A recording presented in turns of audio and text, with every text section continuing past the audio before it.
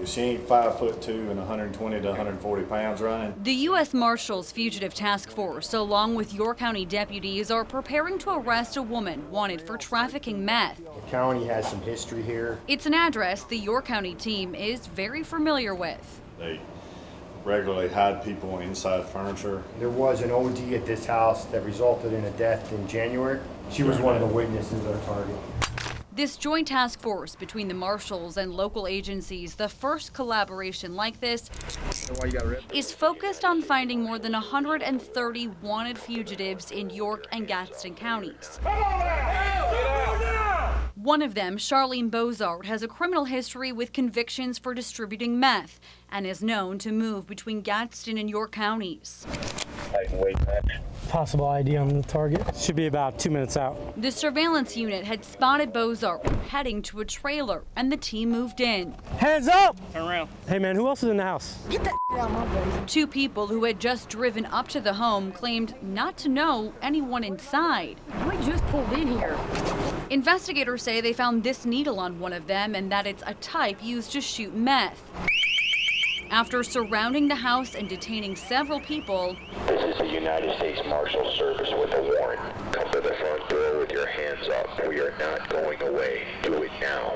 it takes about 10 minutes for their target Charlene Bozeman, we know you're in the house. This is the police. You have a warrant for your arrest. to come outside. Keep your hands up. I didn't have any clothes on. That's why it took me a second. Do you know why you're getting arrested right now? You have a warrant. So, yeah, I understand that. We're gonna go after all these individuals that just commit crimes after crimes after crimes that give no breathing room to the communities to flourish, and we're gonna do the best we possibly can to get them behind bars.